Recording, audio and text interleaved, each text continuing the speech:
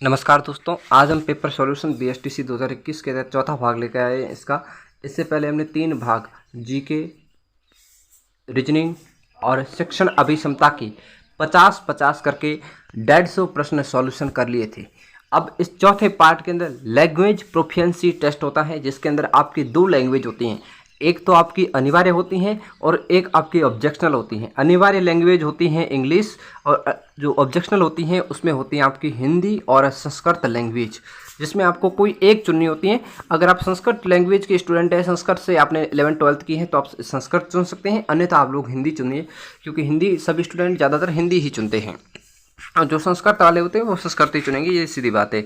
मैंने पहले भी कहा था और पहले पेपर सॉल्यूशन के समय कहा था कि बीएसटीसी की हिंदी इंग्लिश इतनी टफ आती हैं जितनी एलडीसी में भी शायद नहीं आती हैं। बहुत टफ लेवल की आती हैं, सामान्य प्रश्न नहीं आते हैं। 5-6 प्रश्न सही हो जाना सामान्य स्टूडेंट के लिए एक बहुत बड़ी उपलब्धि होती है। बीएसटीसी के लैंग्वेज पेपर 4 के अंदर पेपर का चौथा पार्ट है डी। पहला ही प्रश्न आया है कि the said to me what are you going, change the direct narration to indirect narration. ये नरेशन का प्रश्न आया है। नरेशन का प्रश्न किस लेवल का होता है? एक 12th लेवल के सीजीएल और सीएचएसएल एग्जाम में पूछे जाने वाले प्रश्न है कि direct narration to indirect narration, इसमें क्या होगा?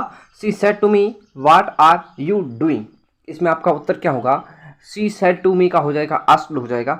सी asked me what I was doing, what I was doing, आर का क्या हो जाएगा? आई हो जाएगा, फर्स्ट प्रेजेंट बन जाएगा, इसलिए ये हो जाएगा ऑप्शन सी हो जाएगा 51वें के अंदर।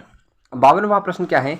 Choose the correct spelt word, कौन सा स्प्लेट सही है? ये आपके डिसीज को लेकर के है। डिसीज का मतलब होता है बीमारी होता है। क्या होता है? बीमारी होता है। इसमें सही आपका कौन सा हो जाएगा? ये तो सामान्य वर्ड है जिसमें आपके डिसीज सही होगा, DISEASE। डिसीज का होता है बीमारी या फिर इलनेस। बीमारी क्या होता है? बीमारी होता है। बीमारी या डिसीज एक ही चीज़ है जनरल डिसीज को लेकर के। Find one word for the group of words given below, इसके लिए जो है आपको वन वर्ड चुनना है। Person with long experience of any occupation, यानी किसी व्यवसाय का लंबा एक्सपीरियंस या अनुभव होता है, उस व्यक्ति को क्या कहते हैं? उसको क्या कहते हैं? देखिए ऑप्शन क्या क्या हमारे, पहला है वेटरन, विजर्ड यानी बुद्धिमान, जीनियस और एक्सपर्ट।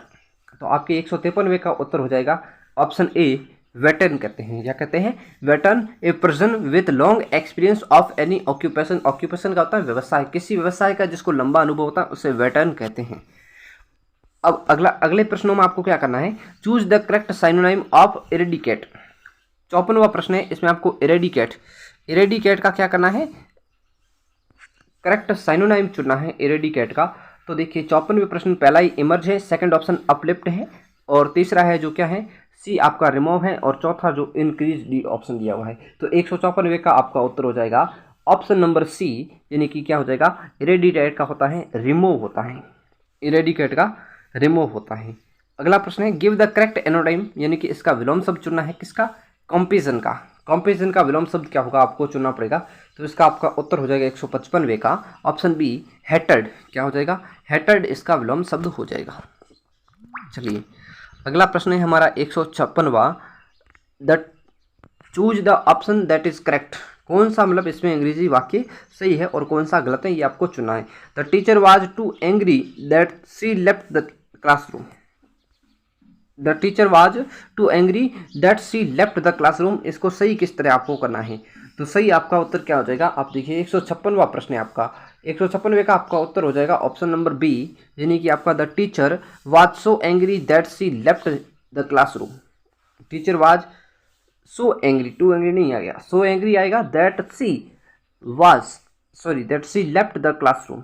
लेफ्ट द क्लासरूम ये सब सही है, टू की जगह क्या आएगा? सी आएगा, सॉरी सो आएगा। ठीक है, ये इसमें वापस टू आ रहा है, ये तो सीधी सी बात गलती है, और जो सो आना था वो नहीं आया था, इसमें नहीं है, तो ये भी गलत हो जाएगा, और दूसरा ऑप्शन आपका सही हो गया। अबेंडन, अबेंडन का क्या करना? Choose the option the word is closest in the meaning, यानी कि इसके नज़दीक वर्ड कौन सा, इसका साइनोनिम जैसा कौन सा लग रहा है। एबोंडन का होता है त्याग करना, एबेंडन का होता है त्याग करना। तो 157 का उत्तर हो जाएगा ऑप्शन नंबर सी, यानी कि फॉरसेक। फॉरसेक का भी होता है त्याग करना। एडप्ट यानी गोद लेना। एडप्ट का अर्थ क्या होता है? एडप्ट का अर्थ होता है गोद लेना, गोद लेना। ट्राई यानी प्रयास करना, प्रयास करना। और जो अगला आता है आपका ज्वाइन, यानी कि नियुक्त होना, या फिर किसी संस्था को ज्वाइन करता कहते हैं ज्वाइनिंग की आज, वो ज्वाइन होता है, ज्वाइन का अर्थ होता है। अगला आता है 58वां प्रश्न, choose the option with word opposite in meaning, यानी कि आपको क्या करना है, विलोम सुनना है इनटेंगल का, इनटेंगल का विलोम शब्द चुनना है। तो इसका उत्तर हो जाएगा ऑप्शन नंबर बी, इनटेंगल का। अनट्विस्ट क्या हो जाएगा, अनट्विस्ट हो जाएगा इनटेंगल का। ट्विस्ट और इनटेंगल एक ही वर्ड है, इसका अपोजिट होता है इनटेंगल होता है। क्लियर है। अगला प्रश्न देखते हैं 159वां, थोड़ा सा ऊपर किसका देते हैं इसको, थोड़ा सा, हाँ अब चलो 159वां, choose the correct spelled word. Correct spelled यानी कौन सा सही वर्तनी की दृष्टि से शुद्ध वर्ड है। तो एब्रीविएट, एब्रीविएट, एब्रीविएट, तो इसमें आपका पहला ही वर्ड शुद्ध हो जाएगा 19वें, एब्रीविएट। एब्रीविएट इन घर्षण, एब्रीविएट घर्षण नहीं होगा, एब्रीविएट का होता है संक्षिप्त करना। एब्रीविएट इन संक्षिप्त, किसी चीज़ को संक्षिप्त रूप, संक्षिप्त रूप, जैसे हम लिखते हैं ना कि जैसे होते हैं यूएनओ, यूनाइटेड नेशन ऑर्गेनाइजेशन को हम लिखते हैं यूएनओ, तो ये क्या है, एक तरह से वर्ड को एब्रीविएट किया है, संक्षिप्तीकरण किया है वर्ड का, तो उसे कहते हैं एब्रीविएट। और इसका शुद्ध वर्ड कौन सा हो जाएगा, ऑप्शन फर्स्ट होगा। 160वां प्रश्न देखिए, person who love book and reading, एक व्यक्ति जो बुक को पढ़ता है और उसे पसंद भी करता है, वो क्या होता है, तो वो क्या होगा, उसका होगा आपका बिब्लियोफिल। बिब्लियोफिल क्या हो जाएगा, बिब्लियो, बिब्लियो इन पुस्तक होती हैं, बिब्लियो इन पुस्तक होती हैं, फिल इन प्रेमी, प्रेमी के कई वर्ड होते हैं, इस फिल का अर्थ पुस्तक प्रेमी होगा, बिब्लियोफिल का अर्थ होता है पुस्तक प्रेमी, एक सामान्य वर्ड आता है आपके वोकेब की दृष्टि से ये प्रश्न पूछा गया है। 160वें का उत्तर हो गया आपका बी हो जाएगा, बिब्लियोफिल हो जाएगा। क्लियर। चलिए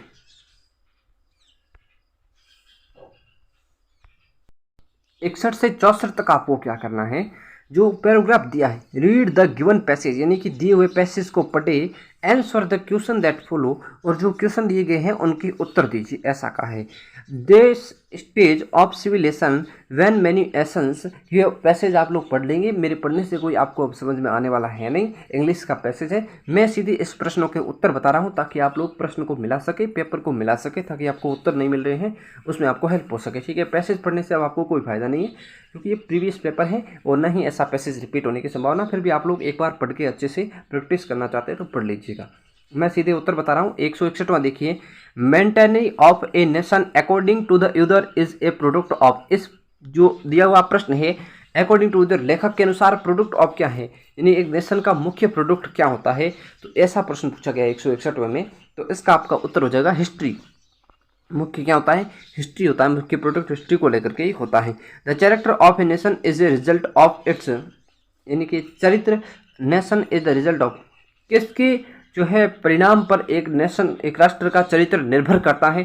तो 162वें का आपका उत्तर हो जाएगा option C, socio political condition, यानी कि सामाजिक और राजनीतिक कंडीशन या स्थितियों के आधार पर एक नेशन का चरित्र शामिल होता है। सामाजिक राजनीतिक गतिविधियों के परिणाम के आधार पर एक राष्ट्र का चरित्र साबित होता है। विश्व के अलग अलग देशों के सामने अंतर्राष्ट्रीय स्तर पर जो देश की झलकियाँ होती है वो सामाजिक और राजनीतिक रिजल्टों या राजनीतिक जो कंडीशन होती है उनके परिणाम के ऊपर डिपेंड करती हैं। अगला प्रश्न देखिए 163वां, the need for a greater understanding between nations, दो राष्ट्रों के मध्य जो है ग्रेट अंडरस्टैंडिंग, यानी कि महत्वपूर्ण समझ क्या होती है, दो किसी राष्ट्रों के मध्य, दो बड़े बड़े राष्ट्र होते हैं उनको लेकर के जो ये प्रश्न पूछा गया है। तो according to passage, according to passage इसका उत्तर क्या होगा आपका, अकॉर्डिंग टू पैसेज इसका उत्तर हो जाएगा option number A, is more today then ever before, more today then ever before आपका उत्तर हो जाएगा। जीनियन इन द पैसेज मीन्स, यानी 164वां पूछा है कि जीनियन का मीन्स क्या होता है पैसेज के अनुसार, तो पैसेज के अनुसार जीनियन का मीन्स क्या हो गया, ऑप्शन सी हो गया रियल, क्या हो गया रियल, वास्तविकता हो गया, हिस्ट्रिकल पॉलिटिकल फैक्ट कुछ भी नहीं हो जाता। ठीक है, car must be insured, choose the correct alternative, alternate आपको चुनना है, आपको अल्टरनेटिव चुनना है, तो अल्टरनेटिव क्या होगा 165 का, तो 165 का हो जाएगा ए कार मस्ट बी इंश्योर्ड होगा। ठीक है सर।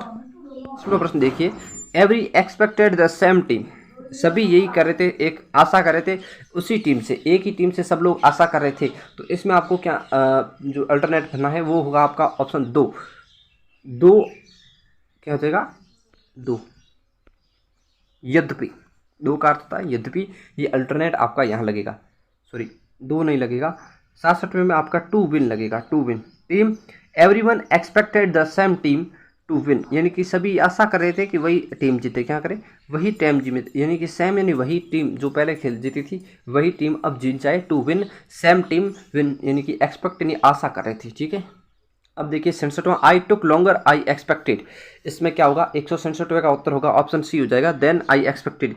आई टुक लॉन्गर, मैं उतना लंबा जितनी मैंने एक्सपेक्ट की थी, मैं उतना ही लंबा हूँ, इतना ही लंबा हूँ जितनी मैंने आशा की थी, जितनी मैंने एक्सपेक्ट की थी। Clear.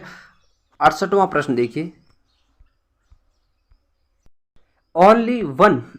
Only a coward would say to transformation into negative, यानी इसको आपको as direct in the brackets यानी कि ब्रैकेट्स के अनुसार चेंज करना है, इसको अपन को नेगेटिव में चेंज करना है। ओनली ए कॉवर्ड वुडली से सो, तो 168वें का उत्तर क्या हो जाएगा आपका, ऑप्शन बी उत्तर हो जाएगा, none but a coward would say so, none but a coward would say so, इसका इस तरह उत्तर होगा। 169वां देखिए, Mohini is more beautiful than Mitali, यानी कि मोहिनी जो मिताली है उससे मोर यानी ज़्यादा ब्यूटीफुल है, किससे, मिताली से मोहिनी ज़्यादा। यूज पॉजिटिव डिग्रीज, तो इसका क्या हो जाएगा, नोट तो नहीं लगेगा क्योंकि इसने पॉजिटिव डिग्री का पूछा है, तो नोट वाले सीधी बात है गलत हो जाएगी। Is as beautiful as Mohini, is rather beautiful than Mitali, तो इस दोनों में से आपको ऑप्शन एक चुनना है 169वें के लिए, तो आप ऑप्शन चूज करेंगे कौन सा, सॉरी 169वें में जो है is not as beautiful as Mohini, इससे नोट भी लग सकता है क्योंकि नेगेटिव होता है, तो क्या हुआ इसको पॉजिटिव डिग्री यानी इसको ज़्यादा बेहतर बनाना है, तो Mitali is not as beautiful as Mohini, यानी कि मोहिनी जितनी ज़्यादा सुंदर और आकर्षक नहीं है, कौन, मोहिनी, मिताली मोहिनी जितनी ज़्यादा सुंदर या आकर्षक नहीं है। 70वां प्रश्न देखिए, choose the correct tense, tense में सही चुनाव करना है। I bracket the stadium long before the match, इसका आपका उत्तर हो जाएगा 170वें का option number C, had reached, I had reached the stadium long before the match, यानी कि मैच के शुरू होने से पहले ही मैं स्टेडियम पहुंच गया था। ये थे इंग्लिश लैंग्वेज के 20 प्रश्न। हम आगे के भाग में देखेंगे, कल के पेपर में हम कल सॉल्यूशन करेंगे इसके अगले भाग, लैंग्वेज प्रोफिशिएंसी के भाग हिंदी की और बाद में संस्कृत का भी सॉल्यूशन कर देंगे। ठीक है, तो आज 20 प्रश्न इंग्लिश के थे और इससे पहले 3 टेस्ट इसके हो चुके हैं, रीजनिंग को लेकर के, राजस्थान जीके को लेकर के, प्रशिक्षण अभिरुचि को लेकर के, जिसकी लिंक डिस्क्रिप्शन बॉक्स में दी गई है। पेपर के तीनों सॉल्यूशन पार्ट करवा दिए हैं, जाके देख सकते हैं। ठीक है, मॉडल पेपर देखने हो तो इस बार के लिए नए मॉडल पेपर आएंगे, उसके हिसाब से हमने 4 मॉडल पेपर बनाए हैं, 5वां भी आएगा जल्द। ठीक है, मिलते हैं हिंदी के पेपर सॉल्यूशन के लिए, तब तक के लिए जय हिंद जय भारत।